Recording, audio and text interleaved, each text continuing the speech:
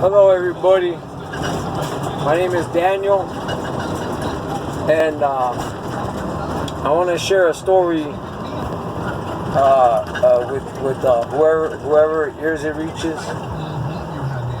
It's something that's troubled me for a long time now. I'm 42 now, and thank God for all the years He's allowed me to live beyond what I think, where He's been gracious to allow me to breathe this long on earth.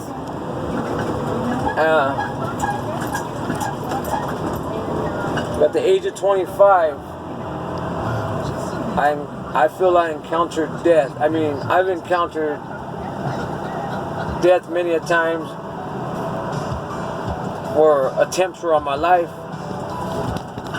attempted murders on my life, where, you know, being chased down as a target, gunned down, bullets, you know, whizzing by my head, you know. But I'm talking about an actual encounter with death, that what I believe what happened, because I searched some resources, I looked at other people's YouTube videos, and there's a lot of similarities. So I'm gonna tell my story. It was like I said, I was 25, and you know, I was involved in, you know, making money on this whatever way I could. But in the process, you know, I got hooked on drugs without wanting to. It's the price you pay when you work for the devil.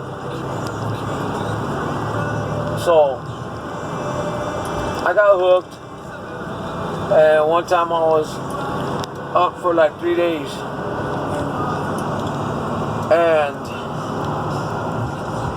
something told me to go to bed. I was up, my body felt tired, and I overdid it, and I had just picked up this batch of drugs from someone I normally don't go through.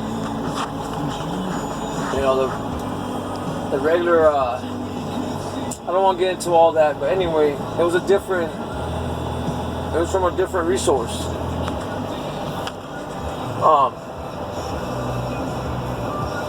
So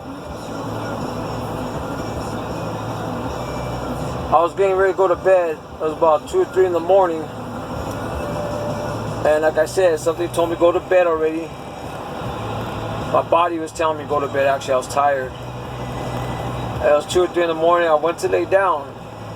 I must have been laying down for a couple of minutes, not long. And I don't know what I experienced, but I'm gonna share details. So I was laying there, and my legs felt real like heavy and numb. My feet, both of them at the same time, they felt heavy and numb. And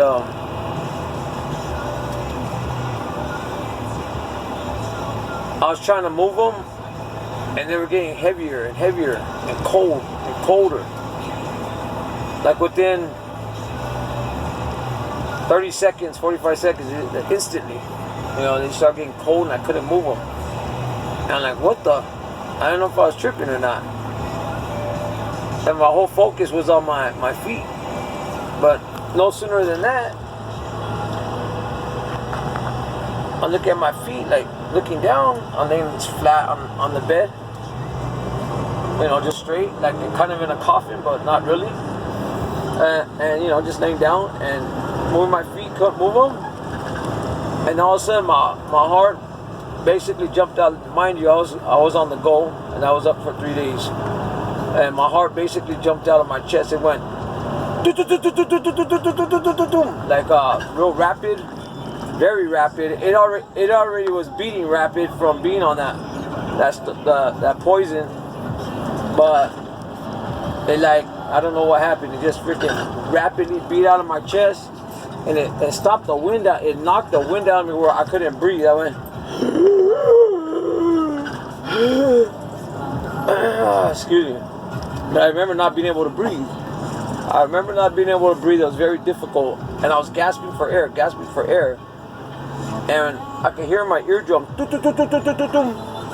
I jump up out of bed, get to the window, and I open the window, and it's like kind of cold. It might be winter time, or when the cold season.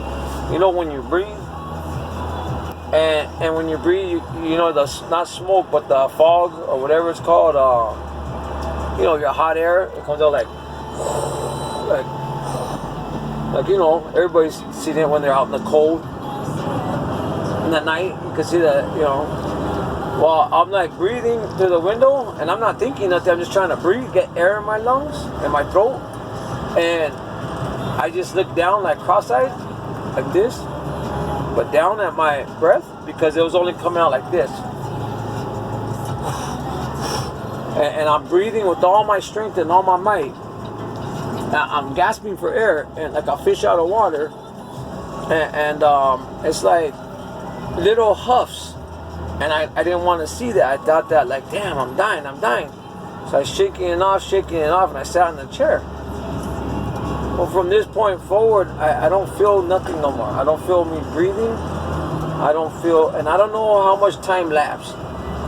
I don't feel no breathing. I don't feel no nothing. I'm in my mind now, like I'm in a mind battle. I started doing an Our Father prayer.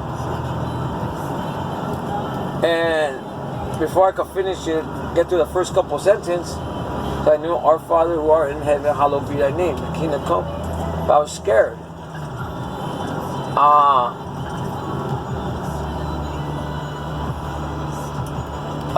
That's when my whole life flashed before my eyes. I seen, and it was almost like a movie, like, but a little bit faster. You can hear like these snapshots.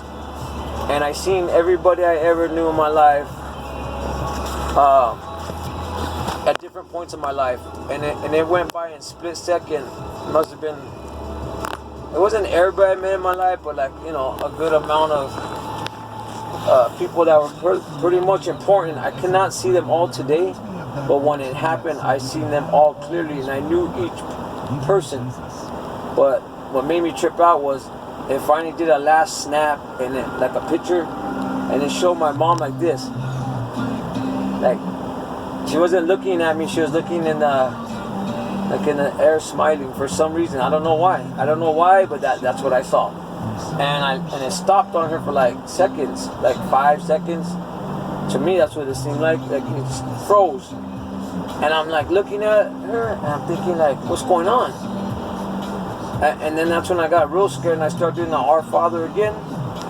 That I was pleading with God at this time, like, I'm too young to die. My girl's gonna have a baby. I'm gonna be a dad. I was 25. I was like, it's going too fast. Life, if it was to end this split second, if this is it went too fast. I got too much to do. I thought I'd done it all already at this point. I've ran around and lived my life to whatever with no boundaries, and just do what I wanted. And I mean, I went to prison, and I went to the streets, and I had good times with family, bad times, good times with friends, bad times, all that stuff that comes with that lifestyle. And for some reason or another, like when you're living life, you don't think about it, but in that split second, I remember it being too fast. It was over too quick. And so I started pleading with God again, and that's when my body, my I don't know if it's my spirit, but this is what happened. I mean, like I said, I researched it on the computers, but basically my body went up in the air, and it's like, you see this right here, like the ceiling? It was in the bedroom still. I didn't see me floating up. All I just seen was me looking down now. It went from the light flash from my eyes, me pleading with God and getting dark, and then all of a sudden I was in the air in the ceiling, but it wasn't like I could go no higher. It was like I was flat against the top, my back. And I'm looking down at the chair where I was sitting at, and I could see me, just the shadow of me, because it was real dark in the room. And so I'm looking at me, and that didn't make me trip out, but it felt kind of weird because I was like floating. But the part that where it got real weird was after that instant, it just went into total, complete darkness. I didn't, and this is the part that freaks me out to this day. I've faced a lot of things in my life that a lot of you probably have seen or done, but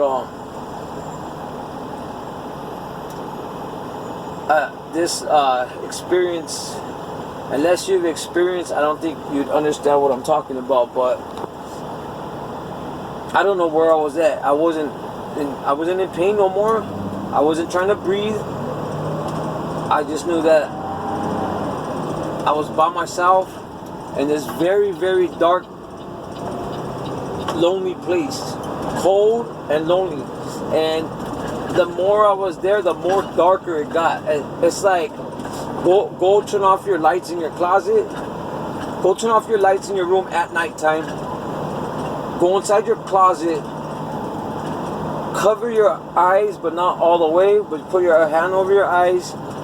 Open your eyes and multiply that times 100. And that's how dark it was. But you could see the dark. It's like you could see the dark all around. You're walking and it's just pitch black, and you know, it was a separation. It was so lonely. It was 100 times lonely and 100 times dark from everything I ever known. Just isolated. And you know, I've been in prison, and I've been isolated in prison in a cell by myself, and that made me go crazy. This was hurtful. Very, very painful and hurtful loneliness, and I'm in this place. I don't know what. It's not a place. It's just total darkness, and the longer I'm there, I'm just feeling sad and lonely and cold and super dark. Where you could see the dark. I don't know if I mentioned that, but I can't emphasize this enough. You could see the dark, and you could feel a total separation. And I believe now it's a separation from God. It's a lonely place, and it's a total separation from all humanity. Now, I've heard other people's stories that are a little different. They see demons and all that.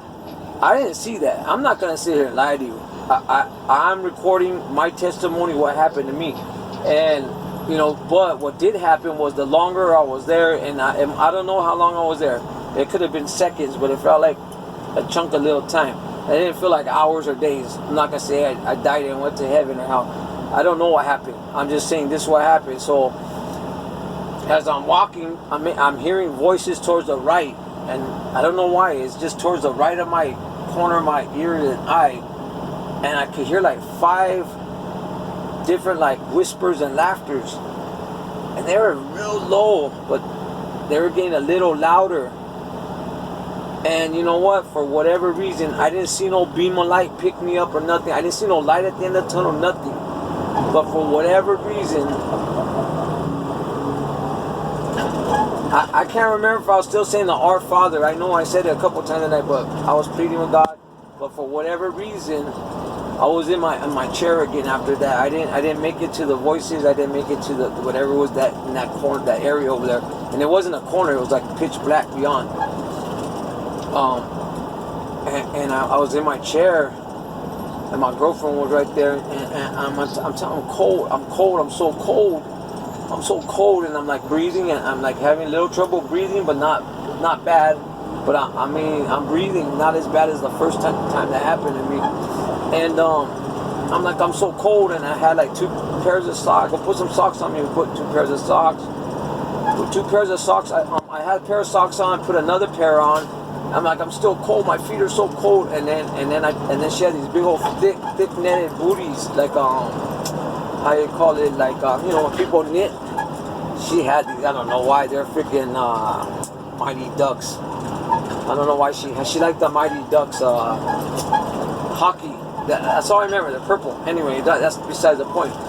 She put those on me. They're super thick. And then I'm like, still cold, I'm hungry, I'm thirsty. I was very thirsty and hungry, and it was like, you know, I go turn on every light in the house, right? I went and turned on every light in the house. I'm walking like slowly. I went to the restroom, and I'm thinking like, what the heck just happened?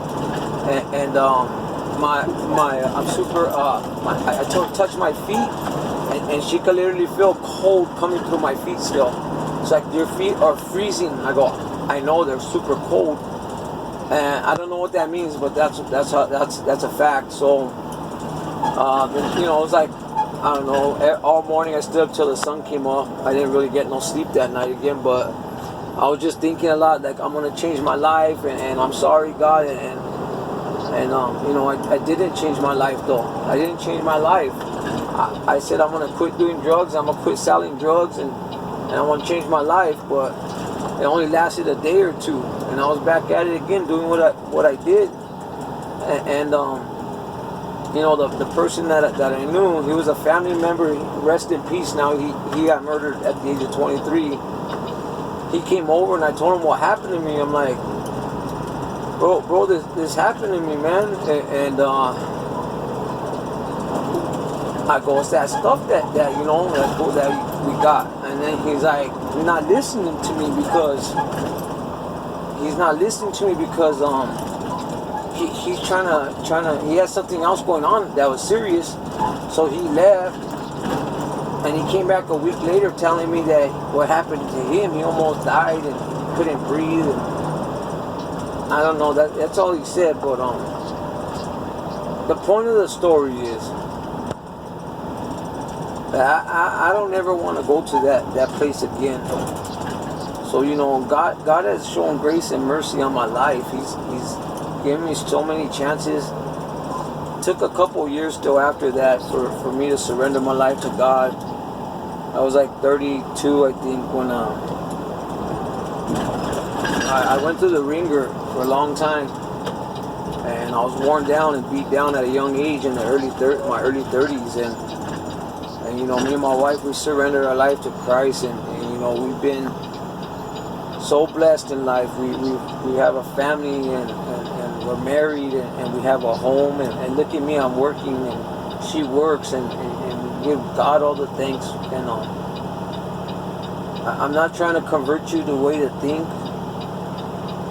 You know, that's why a lot of people post these videos. But if this happened to you, you're not alone. It's real.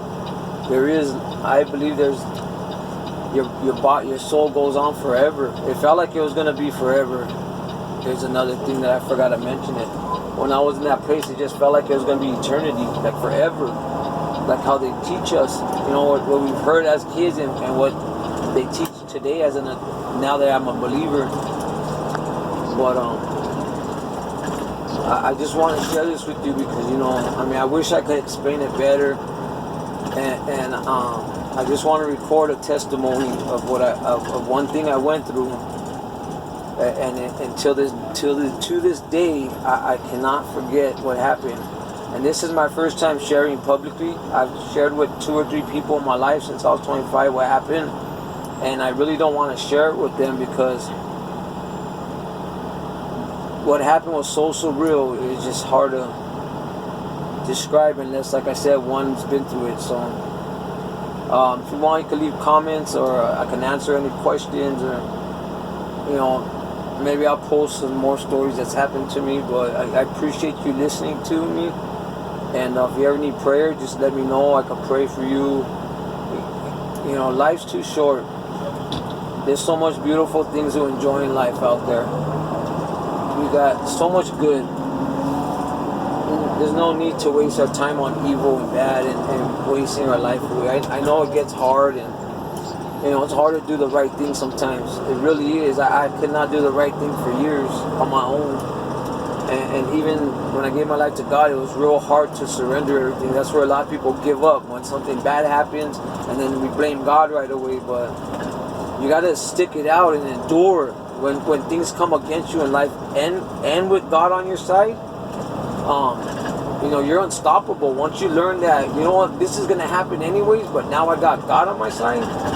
Once you get that in your mind, you will go far.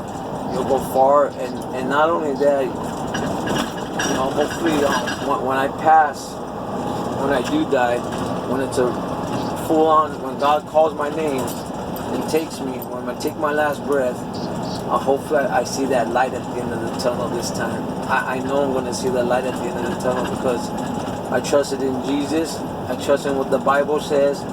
And I'm a living proof of God is real and God is love, because there's no other explanation how I'm alive today, how I made it through everything I made it through.